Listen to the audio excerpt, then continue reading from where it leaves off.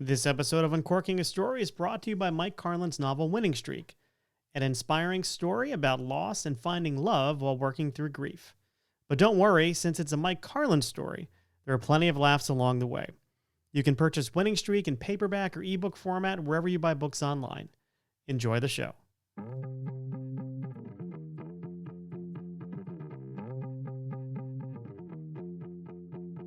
Welcome to Uncorking a Story.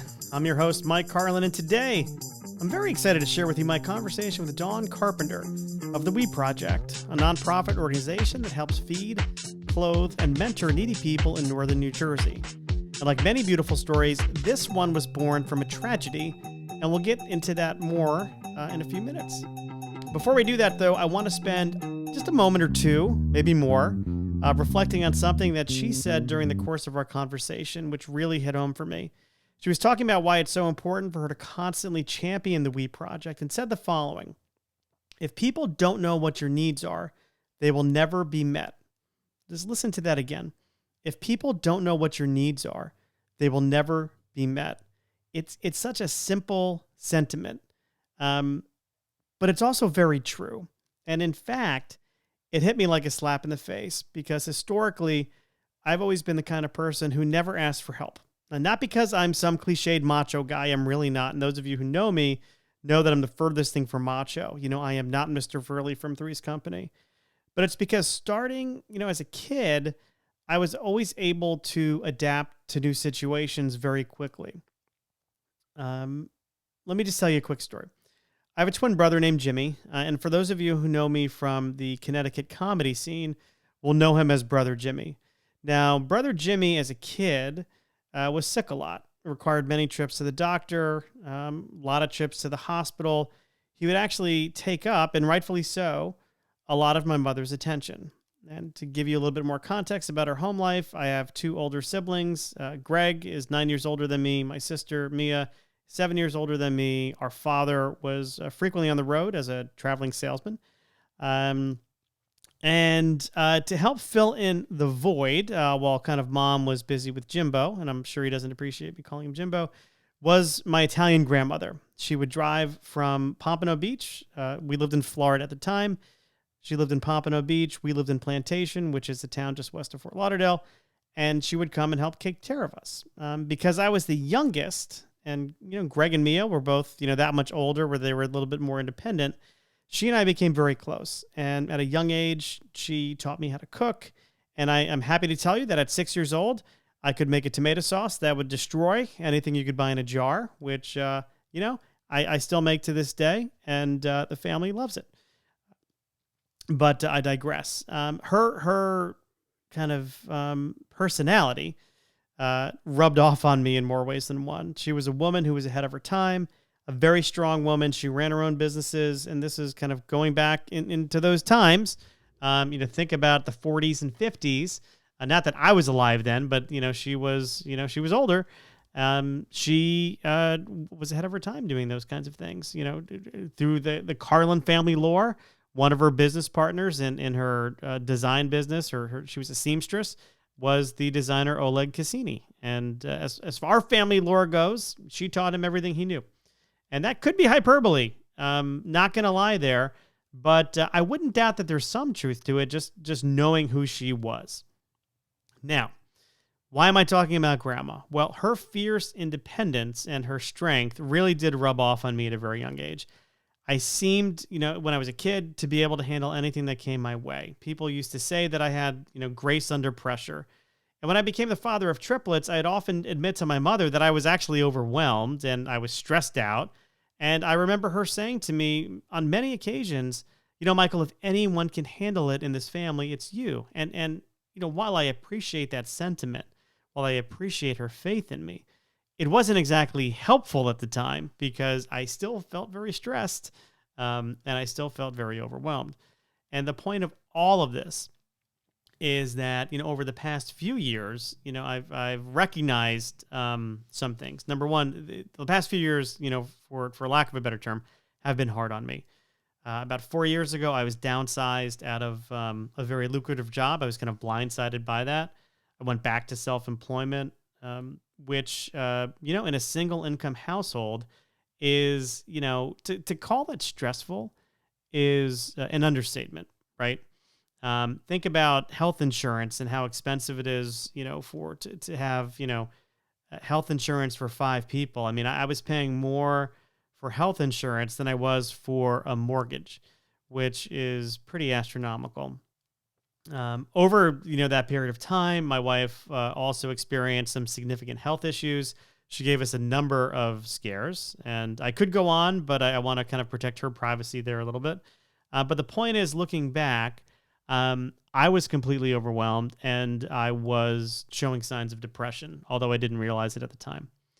I was watching TV alone well into the night. My wife and I would go in different directions. I would sit and enjoy Netflix, Game of Thrones, whatever was popular at the time, with my good friend Kim Crawford, which, for those of you who don't know, isn't a person, but a delicious, minerally tasting Sauvignon Blanc from New Zealand. And over that time, I gained a lot of weight. I lost my spark. I became angry. I became resentful. And the old Mike, who was always overly optimistic, became somebody who was only seeing flaws in the world. I was only seeing the problems with things and not the opportunities of things. And now think about Dawn's words again that I shared a few minutes ago. If people don't know what your needs are, they will never be met. Why do I keep coming back to that? Well, it's because my fierce independence that I had from a very young age prevented me from sharing how badly I was suffering inside. That took a major toll on me. It took a major toll on my family. And I'll spare you the nitty-gritty details. But late last year, I was able to really come to terms with the fact that I wasn't happy and the fact that I needed some help. And I found that in the form, number one, of a supportive spouse who I was not giving enough credit to because I wasn't confiding in her any of this stuff. Because one of the other things that I learned about myself was that I have a hard time opening up and I have a hard time with conflict. But I also found it in the form of a counselor who's helping me work through all these barriers that I erected in my childhood. And, these are things that previously stood in the way of not only, having me ask for help, but also in dealing with interpersonal conflict, which is something that I'm working through as well. And a story for another time. But here's the headline, right? The headline is things are good now. I'm happier than I've been in a very long time.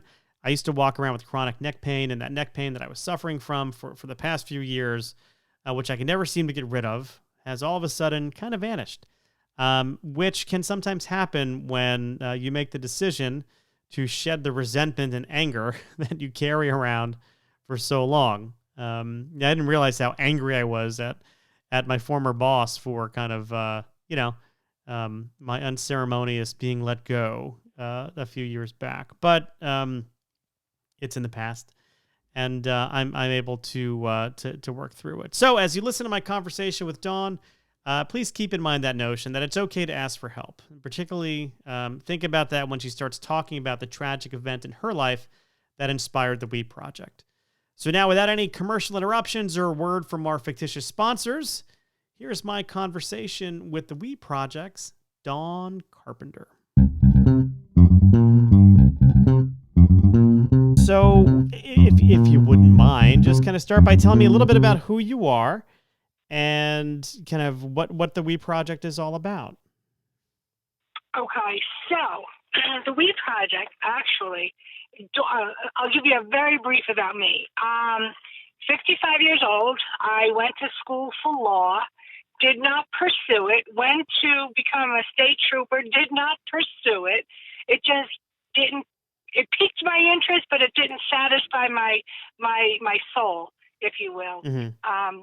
Was in retail for about 27 years, and then I decided I said, hey, I'm going to work for myself. So I'm a legal services broker now. That's about Dawn. Yeah. So let's get to the Wii Project. About 2.5 years ago, one of my business partners said, hey, we need an extra set of hands at the food pantry at the church that she goes to. And I mean, basically, she said, well, I need your help for 2, maybe 3 hours. I said, okay. Long story short, I went. I saw the way it was being run. It had a life of its own. A lot of personalities, a lot of rules, a lot of regulations, and at the end of the day, there was still a lot of very many hungry people. I went home and I thought about it, and it kind of bothered me.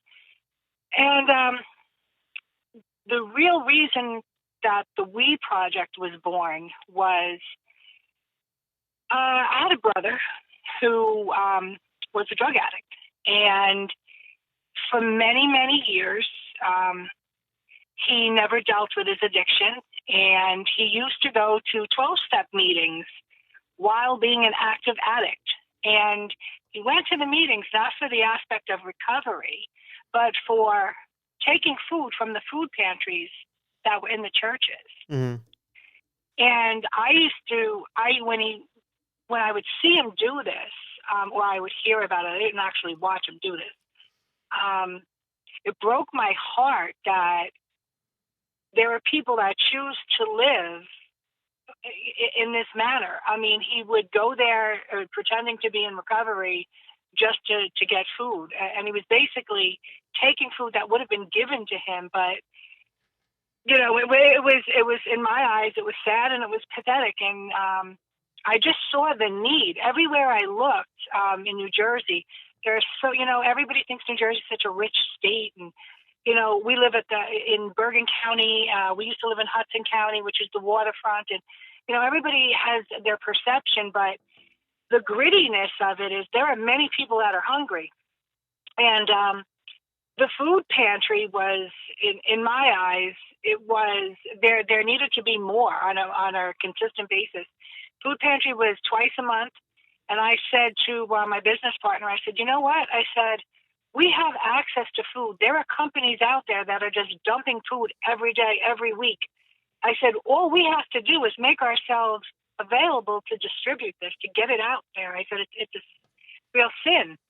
And I'm not a religious person. I'm not really even a spiritual person. I'm just somebody that wants to help. Yeah. And the reality was, I went in the office, and I saw the need, and I said to my husband, I said, you know what? I said, Derrick, I said, there's so much that we could be doing. He's like, well, good, do it. Do it. He said, let's just do it. I'll support you. He's like, all right. I went in my office, closed the door. I became a corporation in 15 minutes.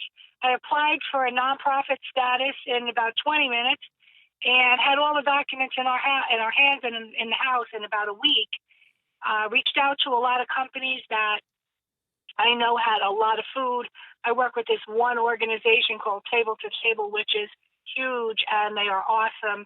And they actually gave us our break in our first delivery of food, and we feed into 15 to 20 organizations every week. They have anywhere between 100 to 200 families that they do.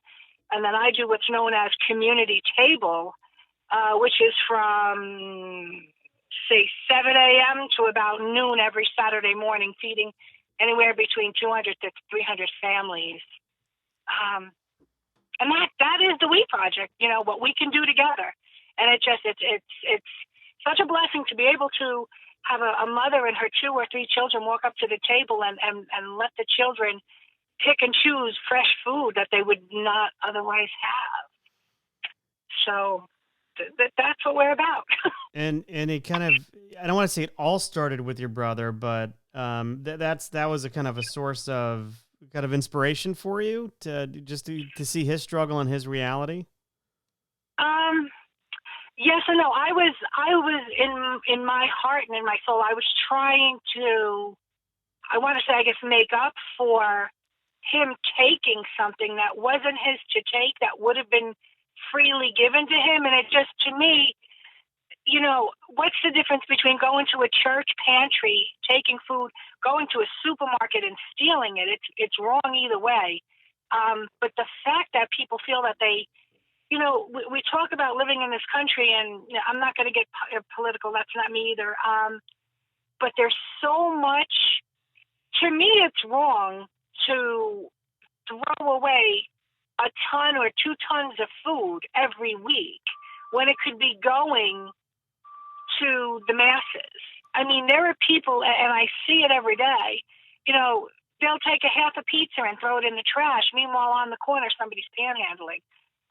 So I guess I felt like I had to make up for what my brother did, because I felt like, maybe he went about it the wrong way. And there are so many people that when the food pantry, now they're down to once a month. My offering, our Wii Project offering is every Saturday morning. We're outdoors. We have no structure. We have no building. We receive anywhere between 20, 30 pallets a week.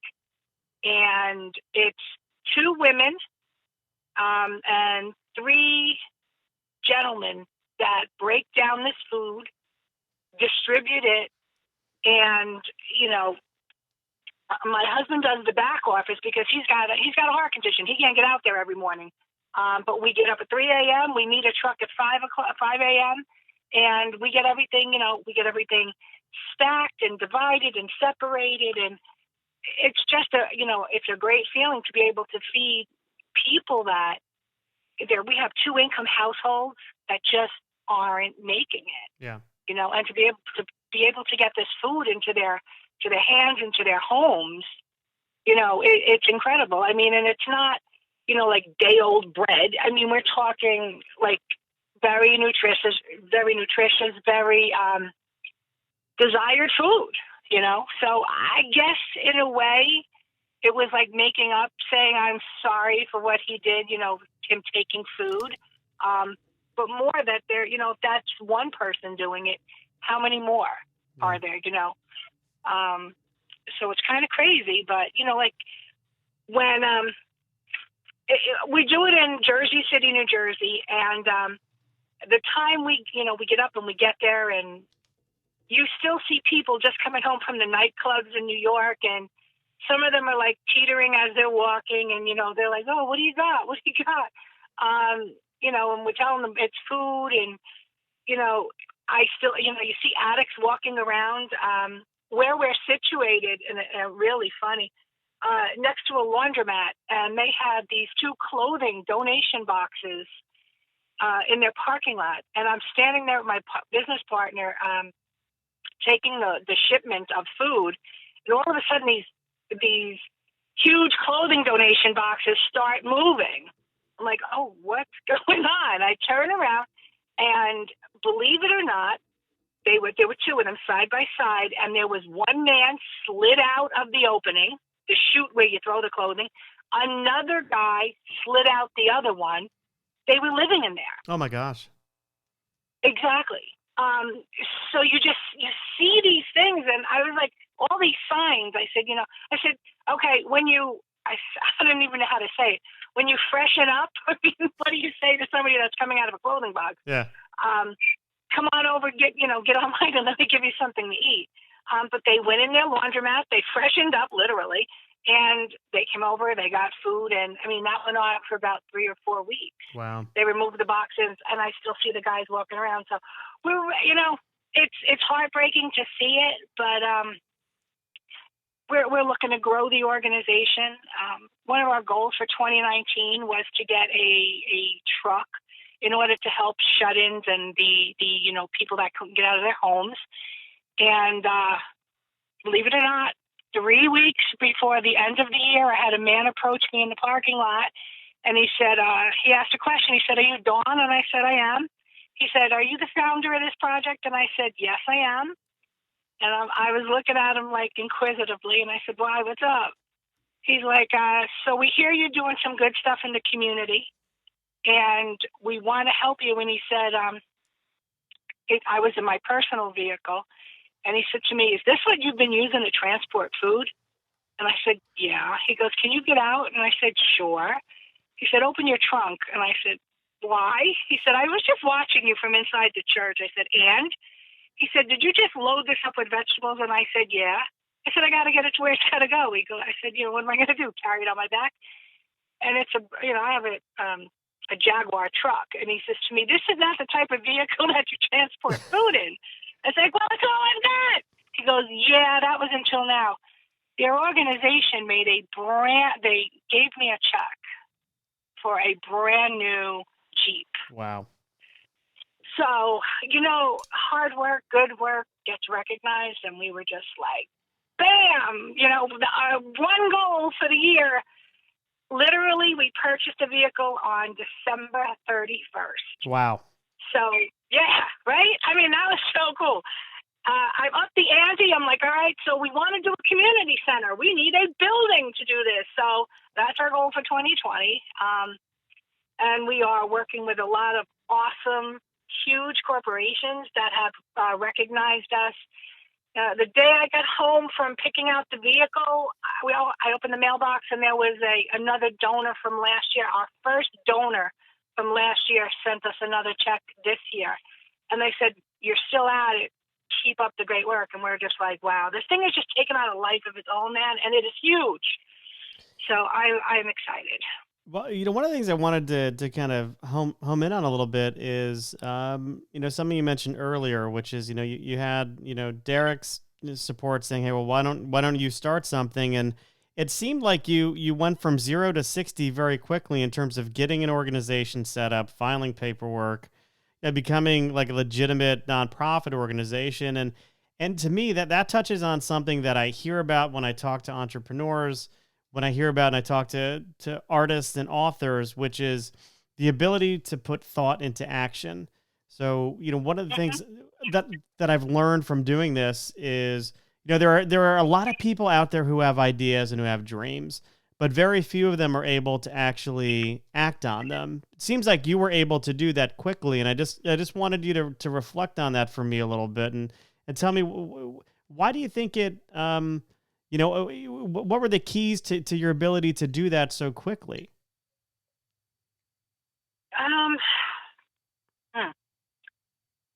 I've never been one to sit on my hands. If I see something, always championed for the underdog. My personality is such where I'm not afraid to ask.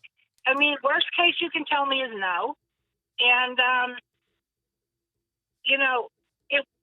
it wasn't an issue like I said, I made a decision in my head because I realized the need to do more. So, I was never, I don't know, I never as a child never went without.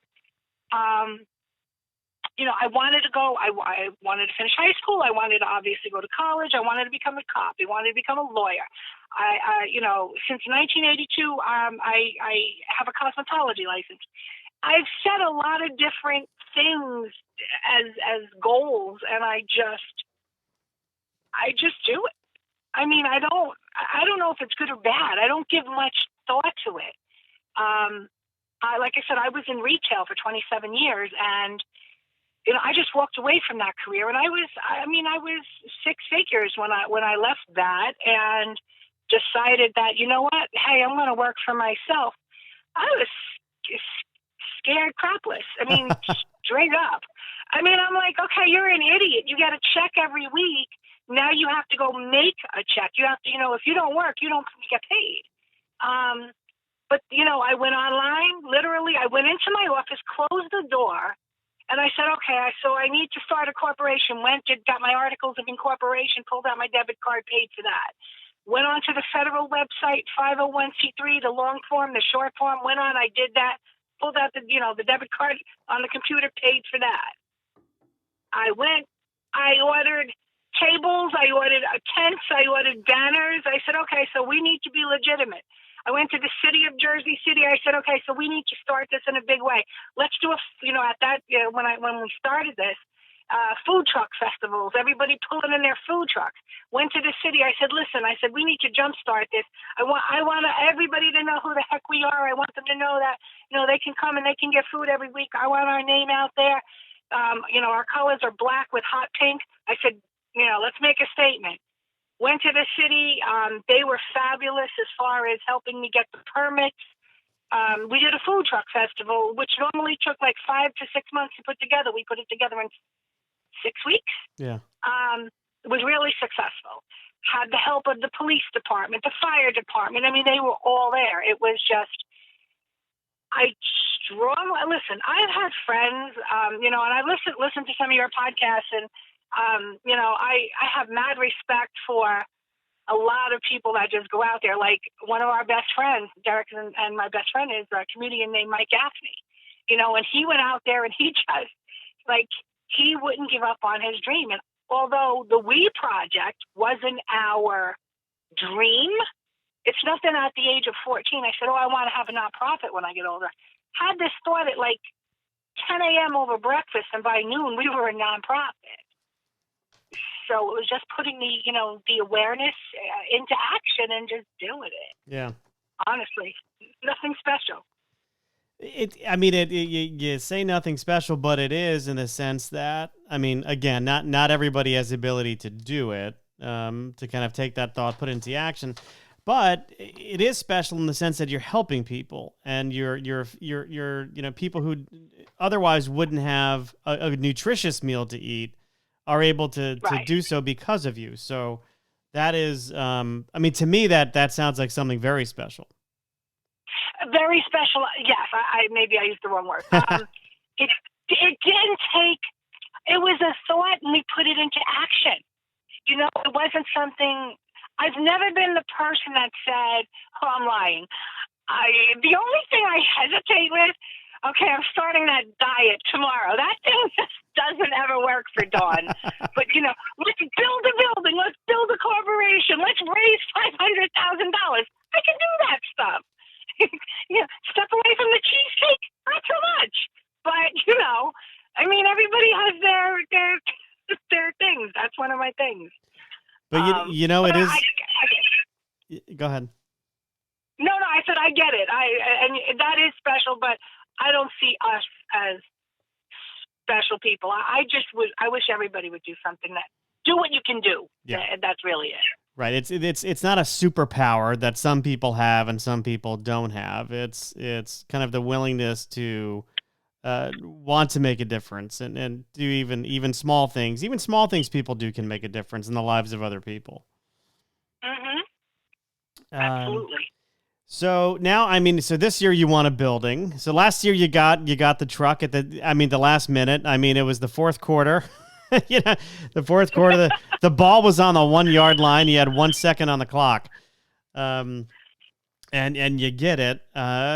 So this year you want a building. Now, how can people help? How can people? So I'm imagining there is someone out there listening to this who might say, "Hey, I want to help the Wii Project." How do they reach out to you, and how can they support you?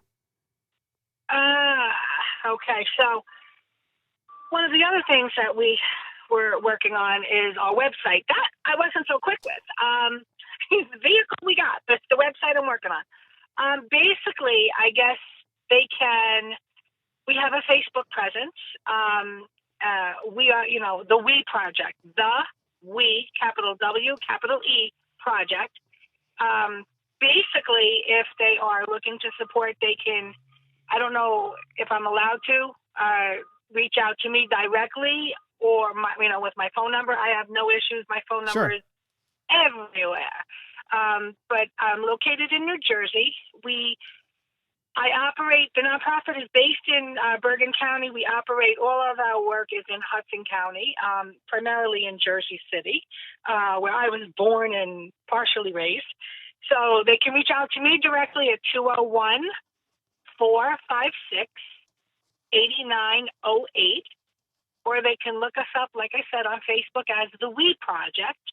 Our logo is pink and black. Once you see it, you'll never forget it. We seriously are, what we want to do is we want to help a lot of people. We operate, like I said, every Saturday we're outdoors, whether that's rain or snow. We shovel snow to take the delivery in a parking lot. Our recipients are outside. There aren't many places that could house the amount of people that we work with every week. But what we are looking to do, like I said, is open up a community center where we can help the younger generation, people if they needed to talk. I mean, with their housing, with their health. We're looking to bring a bunch of social service agencies together in a more informal setting, if you will, where people aren't afraid or intimidated to go in and ask for what they need.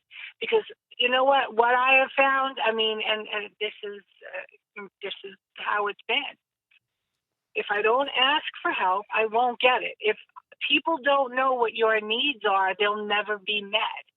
And we're not going to sit there in a suit and tie and look over our glasses and say to people, we're not going to judge you.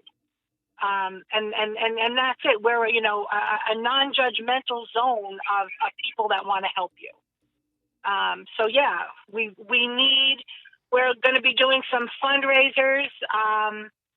I'm working with two very large real estate corporations based in JC, and they have been wonderful through believe it or not, we met at the end of 2019, and they were just instrumental in getting 500 families full holiday dinners twice. They did a toy drive for us. They did a food drive for us. They just have been absolutely phenomenal. And like I said, there are people and corporations willing to help. They just need to know that there are people willing to work to help the community. Yeah. And we're not going to stop until we get what we need. Yeah, I love that sentiment, and it's something I tell my kids. I have 3 17-year-olds, by the way. God so bless you. Yes, yeah, he has. I think he also has a sense of humor, but this notion that people, if people don't know what you need, your needs will never be met. If people don't know what your needs are, they'll never be met. I love that sentiment because. I think that's true in so many situations. Like I tell my kids, like if you need something, you gotta let me know. If you need help in school, you gotta let a teacher or counselor know. If you need help in life, you have to let people know. That's something that I've struggled with. In my adult life is this. I'm the least macho person you'll ever meet in your life, Dawn. But it's more of but not letting people know when I need help. Why? I've been talking to my therapist about it. I don't know what it is. I think it gets into something that's rooted in my childhood, which I probably shouldn't go into here. But there is that notion where some people just don't ask. But if you want to start a business, if you want to be successful in any kind of endeavor. People have to realize they don't have all the answers. They have to recognize and almost humble themselves to say that and to ask for help. And that's another one of these, I think, characteristics that separate kind of the doers from the dreamers, if you will. Yeah. Yeah. See, go ahead. I'm sorry. No, just that was kind of my Jerry Springer thought of the moment there.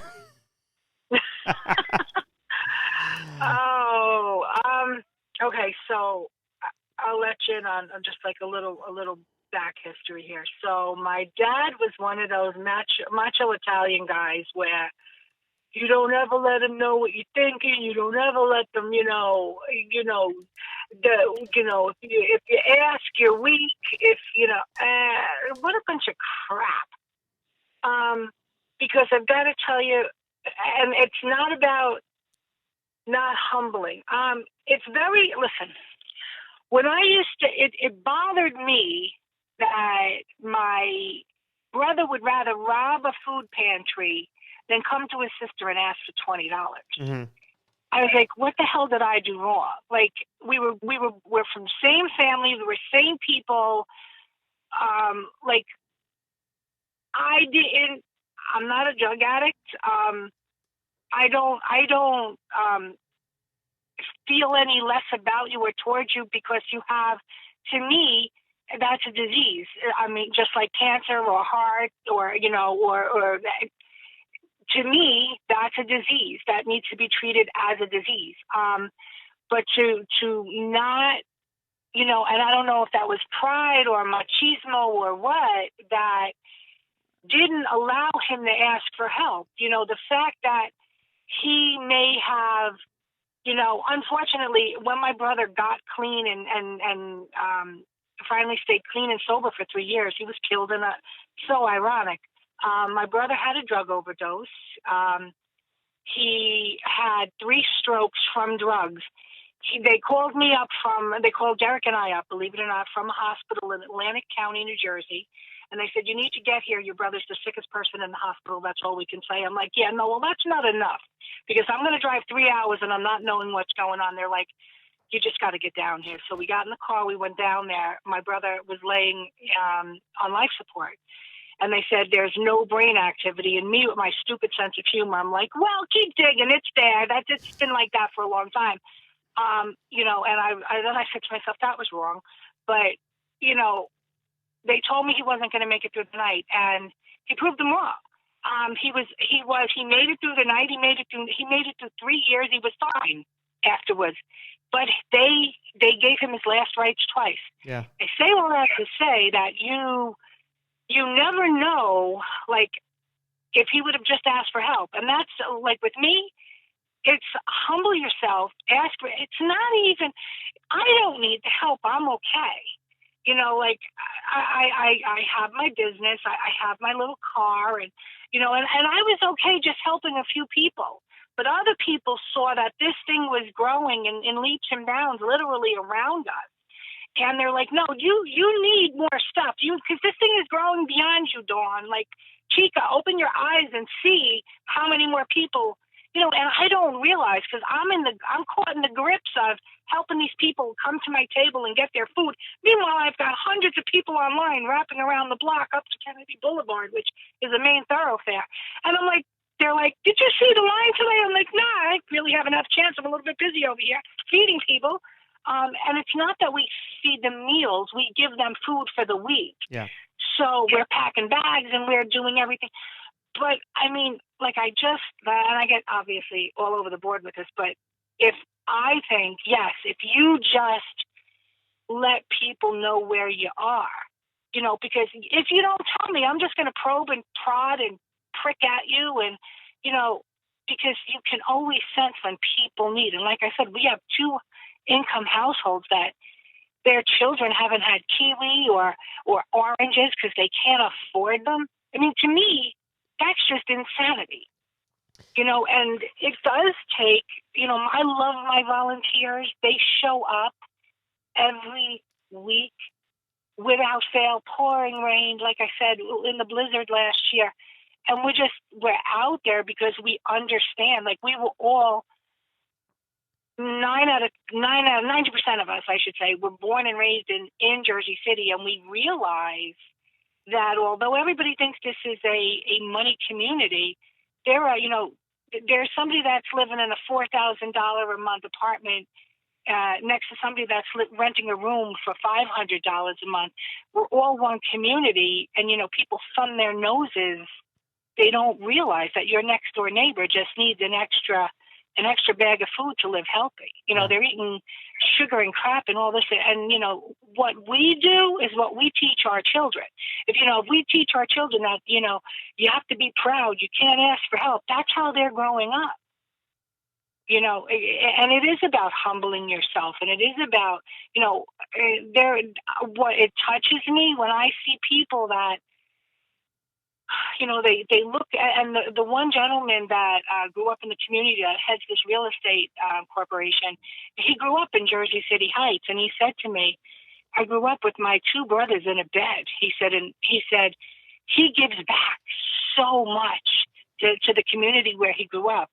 And it's amazing what this man has done and what he continues to do for the community, and if there were just a few more people that did that, it would make a world of difference. It really would. So just to go back to something you said about your brother, you mentioned something about irony. So it sounds like he did pass away. My brother, after being clean and sober for 3 years after the triple strokes from his overdose, Yeah. he like I said, he came back strong as a bull, and he was because he had the strokes. His insurance had made every month he had to go to see a neurologist just to make sure he was on the right path, and he was fine. He was doing well. And he was in New York in a transport van. They were taking him to his doctor's appointment, and a bus blew a red light, and my brother was killed on impact. Wow. Yeah. At 48 years old, he was crushed to death in a transport van, and it was so ironic because we were 2 years apart, and I got a phone call from my uncle that day, and he said to me, couldn't even hear, I couldn't understand a word he said. And what I got was, Vinny's dead. You need to get to a hospital to identify his body. Oh my gosh. He said, I can't do it. Don't ask me to. I said, all right. I got in the car. I ran. Derrick was out with some friends having dinner, and I ran to him, and I told him, I said, Vinny died, and he just looked at me. I said, I've got to go up to the hospital. And I didn't even wait for him to come outside and come with me. I just got in my car and I went. And I went and I had to ID his body. And I said that day, I said, you know what? Nobody should have to scramble for a meal. I mean, I know it sounds so small and like poultry, and it tore me up that people would rather suffer in silence than ask for help from their family, from their friends. So I vowed that day, I said, if I ever see an opportunity to help somebody, I'm going to. And 3 years later, I don't know why 3 years, I don't know what happened, but my friend Pam, like I said, after church, she said, we're a little light at the food pantry today. We need somebody to help with the intake paperwork. I said, yeah, and I said it's Saturday. I said I'm going to the beach or something. Something stupid. A Jersey girl. I'm going down the shore. What do you want me to do? She's like, can you come help? I said, yeah, all right. And it touched my heart that you see these families come through the doors, and they don't have enough money to feed their children. She's my friend. It sucked. Yeah. So I said, you know what? No. I said, if we could ever do something, and I worked with her at the food pantry there for about a year. And I was like, okay, so this is every 2 weeks, twice a month you guys do this. What about the other weeks? I said, I go food shopping every week. And she's like, yeah, but we don't have the food to do it every week. I said, bull crap. I said, I said, let's reach out to companies. Let's ask them to donate. I said, what are you talking about? There's not enough food. So I went on the internet, me and Mr. Google.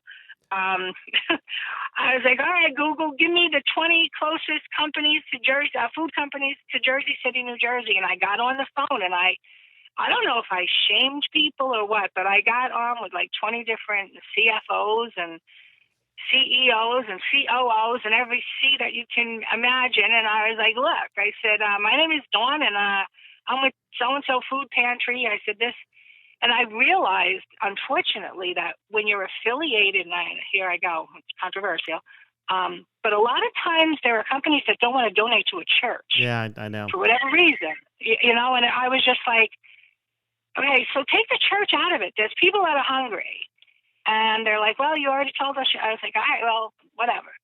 So I that was the first check in the box, if you will, that told me, okay, so you need to start something yourself, and you can't be a church. Well, I'm not a church, so I'm just going to be a nonprofit that helps people. And you would not believe the response was like, yes, yes, yes. Do you have a transportation? I say, yes. All right, well, come get it. And it was just, we were able to, we started doing it every week. Like I said, Table to Table was one of the, is like the premier organization as far as I'm concerned. And they're right here in Ashford Heights, and we deal with like the best people. And they said, if you want to be one of our hubs, where we drop the food off to you, and you want to take on that responsibility, I said, oh yeah, absolutely. And like clockwork, like 5:30 every Saturday morning, the truck rolls in, he drops off food, leaves, comes back and does it a second time, sometimes 3 times. And it's just growing. It is, it's like miracle grow for food, for people. It's just, and as big as it gets, I mean, there's just going to be, we need more volunteers, and I have people that offer all the time. And, it kind of makes me laugh, because I'll get people that say, all right, well, for Thanksgiving week, I'm going to come and help. Okay, well, for Christmas week, I want to come and help. Okay, so that's 2 out of 52. What are you doing the other 50 weeks? And I'm like, and I say it to people, I'm like, yeah, well, we need help 52 weeks out of the year, because we don't take a break. This hunger doesn't take a break. Yeah. So we're there every week, like I said. And yeah, so that was the thing with my brother. He was killed. And I'm just trying to, I think, his amends for his mistakes, and had I just been, I felt a little more forceful, if you will, in reading his problems, maybe it wouldn't have turned out the way it did, but I accept life for what it is, and I vow to help people that need the help.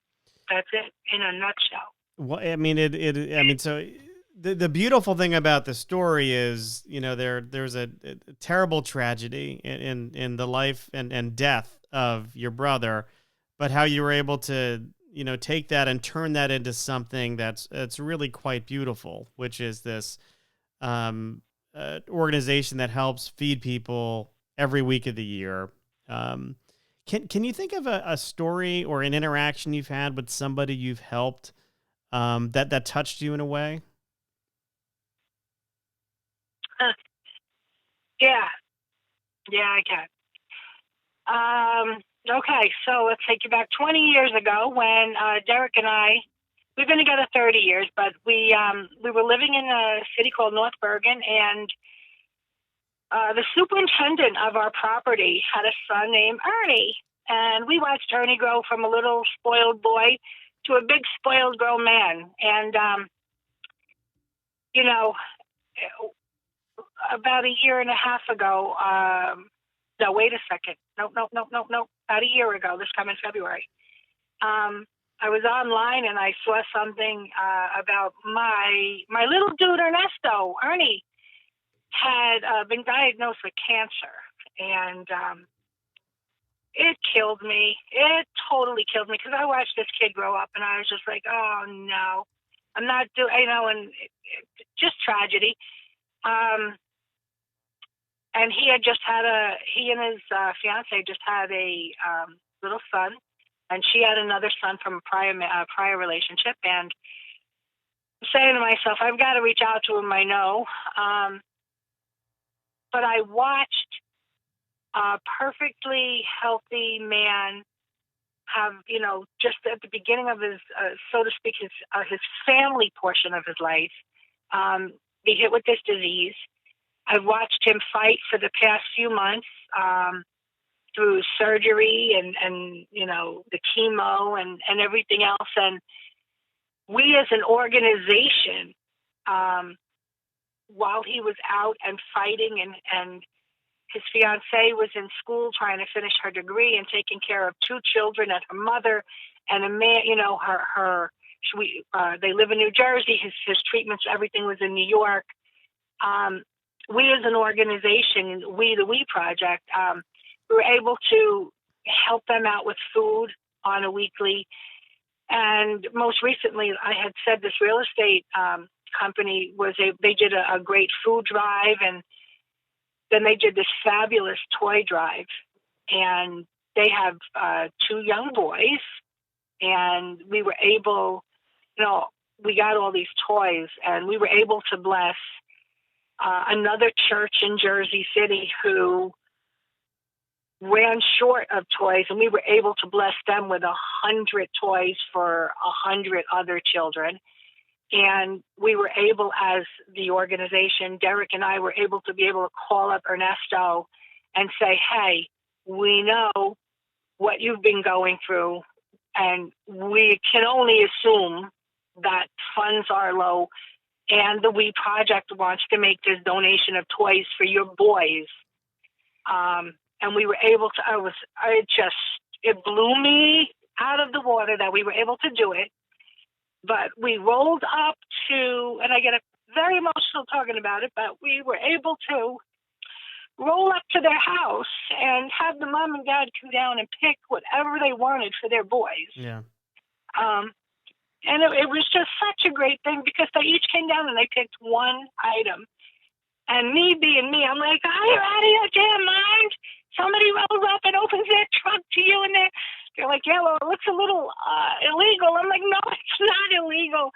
I said, this is a blessing, my dears. I said, so take what you want to your boys. I said, because, you never know if it's your last Christmas with somebody or not. He's still going through. And all I can think about is, you want those kids to have, this is, the little guy is just 3. And this is like the first Christmas he really understood what was going on. And the Wii Project was really able to bless them with, food at the end of the year and toys so that it really made a special holiday season. So, yeah, there's a story for you right there. Yeah, no. Don't ask me for another one. No, I will not probe any further into that. But you mentioned before that you're of Italian heritage. Is that did I understand that right? Yeah, that would be me. I'm Sicilian. Yes. Yes, I am. So did you do the fishes on Christmas Eve or what? Okay, so I'm one of the most horrible Sicilians you'll ever meet. I do not eat any fish, and cheese makes my head hurt. I am an Italian that loves Mexican food. I don't know what to tell you. But I do believe in eating. Like I told you, I will not step away from the cheesecake. My idea of being Italian, the 7 fishes, it's like 7 cannolis or 7 schmogadil. I do the pastries instead. My mother's Italian, 100%, and she always did the fishes. I grew up in South Florida. I don't touch fish. I can't stand it. So a couple years ago, my wife is like, she likes it when I cook. She's like, it's Christmas Eve. Can you cook for us? And I'm like, we're not doing the feast of the 7 fishes. We're gonna do the feast of the 7 chickens. So I made 7 different kinds of chicken. And it was actually a very fun night. But I can't do the fish either. Try that. Oh, it's good. Okay. No, yeah, but you know what? Yeah.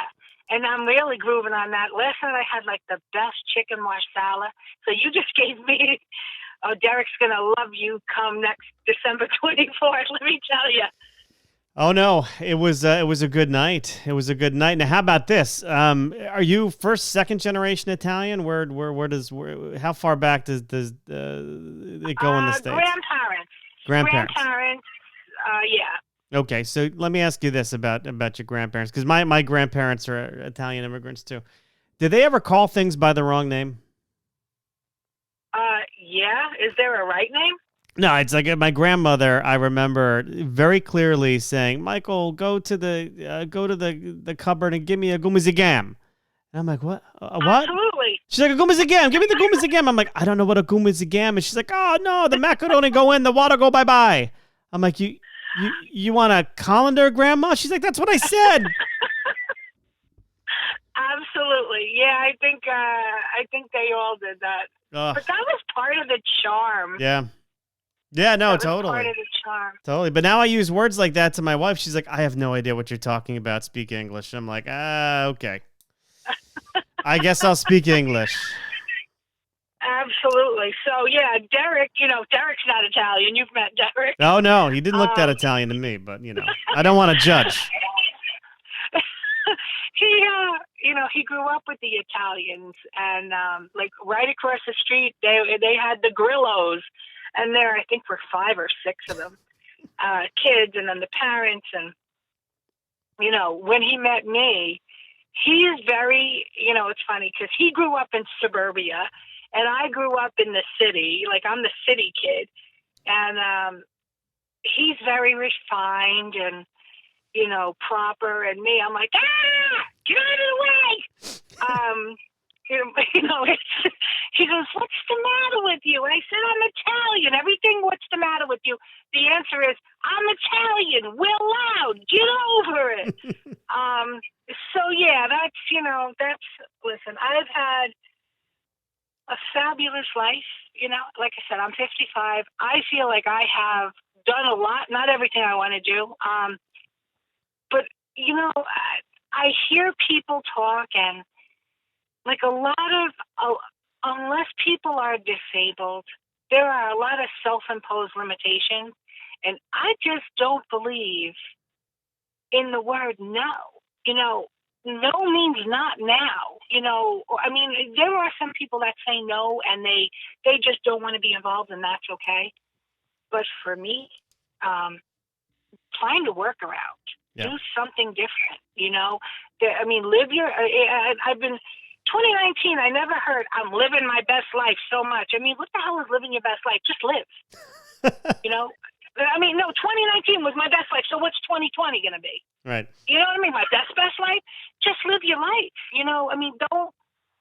Don't set limitations. To me, just do. Just like you said, I just decided, I made a decision to do something, and I thought, who in their right mind just thinks that somebody's going to give you a vehicle? And I was good with a used $3,000 vehicle, and they're like, no, that this organization doesn't deserve a used $3,000 vehicle. You guys are doing some stuff. Like, you should get some stuff. And I'm like, okay. They're like, go pick out a new truck. And I'm like, and me being who I am, I'm like, I'm looking for cameras. Like, is this a gag? Is this a game? And the man that I dealt with, the organization doesn't want to be named, but his name is Marco, and he was fabulous. He's like, Dawn, he's like, let me tell you, he said, they've recognized, the powers that be have recognized, and I've seen what you guys are doing. He said, he said, not a lot of people would do it. He said, you guys are so committed to this. He said, it's crazy. It's fabulous. It's a beautiful thing. So it's morphing, and it's just blowing up. Well, it's wonderful, and it just reminds me that sometimes the good guys win. Sometimes good things happen to good people. Mm-hmm. Absolutely.